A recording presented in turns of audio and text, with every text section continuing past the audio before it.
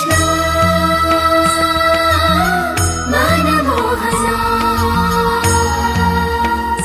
नमः गोपाल नमः कृष्ण। যদি আপনিও জীবনে উঁচুতে উঠতে চান, শিখরে পৌঁছতে চান, তাহলে আপনাকেও নত হয়ে বিনম্র হয়ে সামনে এগোতে হবে। সেখানে যদি আপনি বুক চিতিয়ে উদ্ধতভাবে অহংকার বোধ নিয়ে চলতে থাকেন, সেখান থেকেই আপনাকে নিচে নামতে হবে।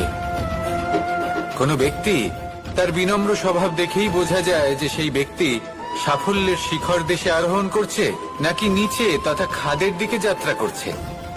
তাই সবসময় বিনম্র থাকুন, শ্রেষ্ঠ কর্ম করুন, পরিশ্রম করুন, আর আমার সাথে ভালোবেসে বলুন রাধা। কর্ম ওনারা করেছেন, যে প্রেরণা ওনারা আমাদের প্রদান করেছেন, কখনো ভুলে যাওয়া উচিত নয়। যখন আপনি কোনো উঁচু স্থানে পৌঁছে যান, আপনি সাফল্য লাভ করেন, তখন সেই সকল বন্ধুদের ভোলা উচিত নয় যারা আপনার সাথে আরম্ভ থেকে ছিল, যারা সব সময় আপনাকে সাহায্য করেছে। আর সব থেকে গুরুত্বপূর্ণ কথা, আপনার বয়স যতই বৃদ্ধি পাক না কেন, মাতা পিতাকে কখনো ভুলবেন না। আপনি যতই বড় হন না কেন, আপনি তাদের সন্তানই থাকবেন। অভিজ্ঞতার দিক থেকে ওনাদের থেকে ছোটই থাকবেন। তাই সবসময় নিজের মাতা পিতাকে নিজের সাথে রাখুন, কখনো তাদের ভুলবেন না। সেই সকল ব্যক্তিদের ভুলে যাবেন না যারা দুঃখের দিনে আপনার সাথে ছিল, তবেই জীবনে সুখ পাবেন। আসুন আর আমার সাথে ভালোবেসে বলুন রাধা রাধা। কখনো কখনো আমরা শুভ উদ্দেশ্য নিয়ে কারোর মঙ্গল কামনা করি, তার জন্য কোনো ভালো কর্ম করি, এবং সেই ব্যক্তি আমাদের বন্ধুত্ব নিয়েই, আমাদের সম্পর্ক নিয়ে, আমাদের সততা নিয়ে প্রশ্ন করতে থাকে, আমাদের সন্দেহ করে। তখন আমাদের দুঃখ হয়, কিন্তু এটা হওয়া উচিত নয়।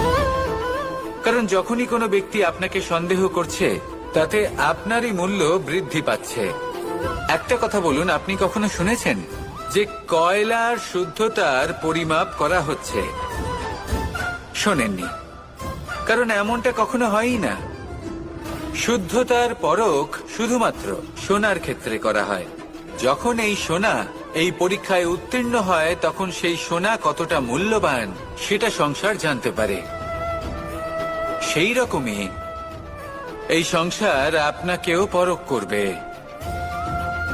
যখন আপনি এই পরীক্ষায় উত্তীর্ণ হবেন, তখন আপনার মূল্য কতটা অধিক সেটা এই সংসারও জানতে পারবে। সেই জন্য যখনই কেউ আপনার উপর সন্দেহ করবে, দুঃখ পাবেন না। শুধু এই কথাটার খেয়াল রাখবেন, আপনি কি উচিত পথে চলেছেন, উচিত কর্ম করছেন। সকলের প্রতি আপনার মনে যেন সদ্ভাবনা। মানুষের এই সংসারে জীবনযাপন করার জন্য, কিন্তু আপনি দেখবেন যে সংসারে বেশিরভাগ মানুষ দুটি মাপদণ্ডের ভিত্তিতে সম্মান করেন। হয় বয়স দেখে করেন বা উপার্জন দেখে, অর্থাৎ সেই ব্যক্তি কতটা উপার্জন করেন। এবার ভেবে দেখুন, এটা আবশ্যক নয় কারোর বয়স যদি বেশি হয় তার বুদ্ধিও ততটাই বেশি হবে। আবশ্যক এটাও নয় যে কোনো ব্যক্তি যদি অত্যন্ত ধনী হন বা তার মনও নির্মল হবে বা তিনি সৎকর্ম করবেন বা এমন কোনো কর্ম করবেন যাতে উনি সম্মান লাভ করতে পারেন। হতে পারে উনি ধনী কিন্তু দুশ্চরিত্র। সেই জন্য বয়স বা উপার্জন দেখে কোনো ব্যক্তিকে সম্মান করবেন না। কর্ম দেখুন। যদি গভীরভাবে ভেবে দেখেন, তাহলে দেখবেন যদি কোনো মানুষ কোনো সৎকর্ম করেন, তাহলে তার প্রতি হৃদয় থেকে সম্মান জাগ্রত হয়। এটাই হলো সেই সম্মান যা অর্জন করতে হবে। বয়স আজ আছে, কাল আরো বৃদ্ধি পাবে। উপার্জন আজ আছে, কাল সেটা কমে যেতেও পারে। কিন্তু যদি আপনি নিরন্তর শুভকর্ম করতে থাকেন, তাহলে আপনি মৃত্যুর পরেও অমর হয়ে থাকবেন। আসুন আমার সাথে ভালোবেসে বলুন রাধা। মানুষের জীবনে স্বচ্ছতার একটা আলাদা গুরুত্ব আছে। যদি আপনি নিজেকে স্বচ্ছ রাখেন, তাহলে আপনার নিজেরও ভালো লাগবে, সামনের ব্যক্তিরও ভালো লাগবে, একটা অন্যরকম প্রভাব পড়বে। কিন্তু একজন শ্রেষ্ঠ ব্যক্তি কিভাবে হয়ে ওঠা সম্ভব? যার মধ্যে গুণ আছে, শিক্ষা আছে, শুভ চেতনা আছে, যিনি সৎকর্ম করেন। কিভাবে হব সেই ব্যক্তি যার মধ্যে জ্ঞান আছে? শুধুমাত্র স্বচ্ছ থাকলে তো তা হওয়া সম্ভব নয়। প্রথমে আপনাকে বুঝতে হবে যে মানুষের মধ্যে চারটি মূল তত্ত্ব আছে। প্রথম হলো তার শরীর, যার দ্বারা উনি যে কোনো কর্ম করে থাকেন। দ্বিতীয় তত্ত্ব হলো তার মন, যার দ্বারা কোনো কর্ম করার জন্য সে নিজেকে প্রেরণা দিতে থাকে। তৃতীয় তত্ত্ব হলো বুদ্ধি, যে কর্ম আমরা করতে চাই, যে লক্ষ্যে আমরা পৌঁছতে চাই, সেটা আমরা কিভাবে কোন পথে করব সেটা স্থির করা যায় বুদ্ধি দিয়ে। আর চতুর্থ তত্ত্ব হলো আত্মা। আত্মা হলো এমন এক তত্ত্ব যার কোনো সমাপ্তি নেই। আত্মা হলো অজয়, কিন্তু এরও শুদ্ধিকরণের প্রয়োজন হয়। এই চারটি তত্ত্বের শুদ্ধিকরণ করতে থাকুন, এদের নির্মল রাখুন, শুদ্ধ রাখুন। এবং এটা কিভাবে হবে? শুভ চেতনা দ্বারা, জ্ঞানের দ্বারা, এবং সব থেকে বেশি গুরুত্বপূর্ণ প্রেমের দ্বারা। আসুন আমার সাথে ভালোবেসে বলুন, রাধা। মানুষ এটা এই সংসারে আর কোথাও পাওয়া সম্ভব নয়, কিন্তু মানুষ অনেক সময় জীবনে এই তিনটি স্তম্ভ লাভ করা সত্ত্বেও সামনে অগ্রসর হতে পারেন না। তখনও জীবনে কঠিন পরিস্থিতি আসতেই থাকে। এমনটা ঠিক কেন হয়? কারণ সে জীবনে এই তিনটি স্তম্ভ লাভ করে নেয়, জীবনে প্রয়োগও করে, কিন্তু তার ভিতের কথা সে ভুলেই যায়। যেমন প্রথম স্তম্ভ অর্থাৎ শিক্ষা। এই শিক্ষার আধার হলো শুভ চেতনা। যদি অন্তরে শুভ চেতনা না থাকে, তাহলে এই শিক্ষার কোনো গুরুত্ব থাকে না। দ্বিতীয় স্তম্ভ ব্যবসা। পরিশ্রম করে উপার্জন করতে হবে, এই কথাটা আমরা সবাই জানি এবং সবাই চেষ্টাও করি। কিন্তু ব্যবসা করতে করতে আমরা এটা ভুলে যাই আমাদের ব্যবহার কেমন হয়ে পড়েছে।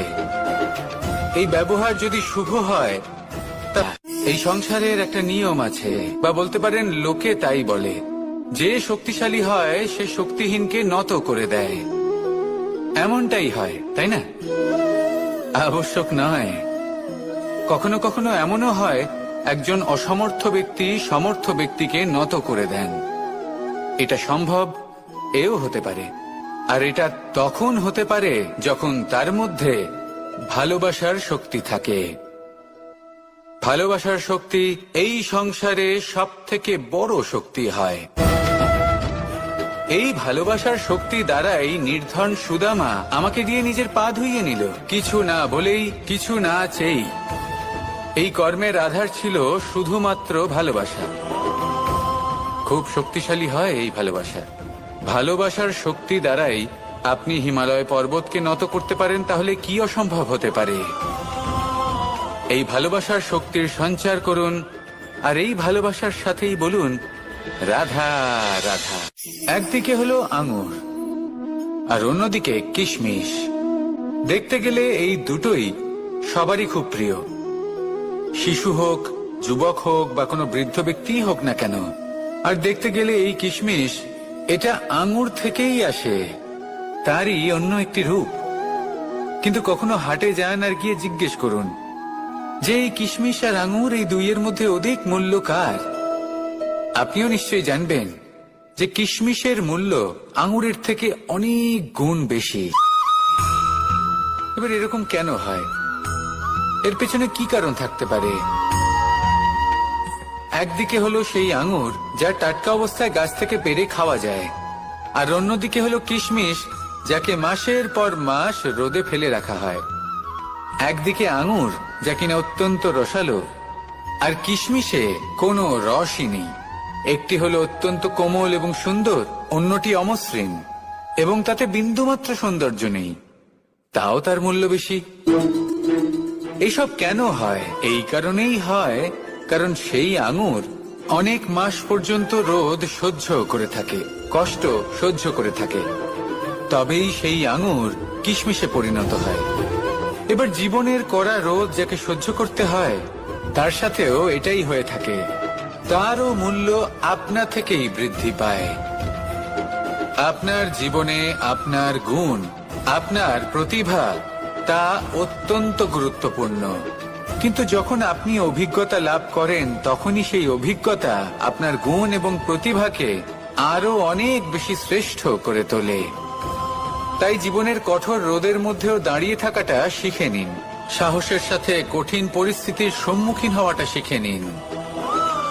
ঠিক এইভাবেই অভিজ্ঞতা লাভ করতে হয়, আর এই অভিজ্ঞতা আপনার মূল্য বৃদ্ধি করতেই থাকবে, আর তখন এই মন প্রসন্ন হয়ে বলবে, রাধা রাধা।